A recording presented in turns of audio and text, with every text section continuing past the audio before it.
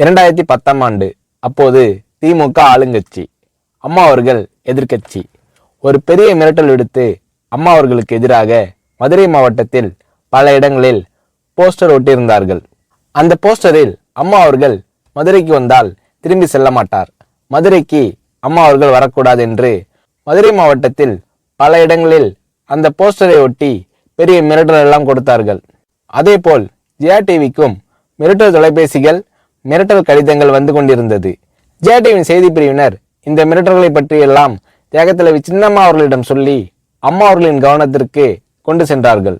அம்மா அவர்கள் துணிச்சல், வீரம், கம்பீரம் இவற்றின் ஒட்டுமொத்த உருவம்.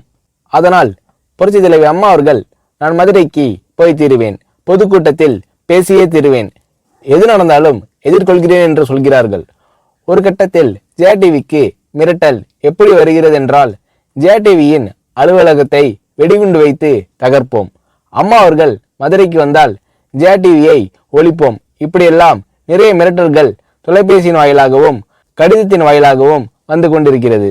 இந்த மிரட்டல்களை எல்லாம் கடந்து அம்மா அவர்கள் மதுரைக்கு சென்று பிரம்மாண்டமான பொதுக்கூட்டத்தில் லட்சக்கணக்கான மக்கள் மத்தியில் எழுச்சி உரையாற்றும் போது, ஒரு எதிர்க்கட்சியின் தலைவி என்ற முறையில் என்னை நீங்கள் மிரட்டுங்கள், ஒரு எதிர்க்கட்சியினை நான் நடத்துகிறேன் என்பதற்காக கழகத்தை மிரட்டுங்கள், ஜெயா டிவியை எதற்காக மிரட்டுகிறீர்கள், ஜெயா டிவியின் அலுவலகத்தை நீங்கள் தகர்ப்பீர்களா, ஜெயா டிவியை நீங்கள் ஒழித்து கட்டிவிடுவீர்களா, பார்க்கலாமா, ஜெயா டிவியை ஒழித்து கட்டிவிட்டால் என்னுடைய அரசியல் குரலை ஒழித்து விடலாம் என்று கனவு காணுகிறீர்களா?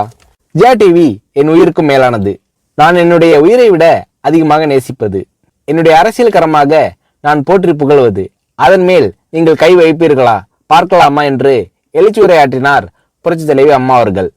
இப்படியெல்லாம் அம்மா அவர்களின் அன்புக்கும் மரியாதைக்கும் பாத்திரமாக ஜெயா டிவி இருந்தது.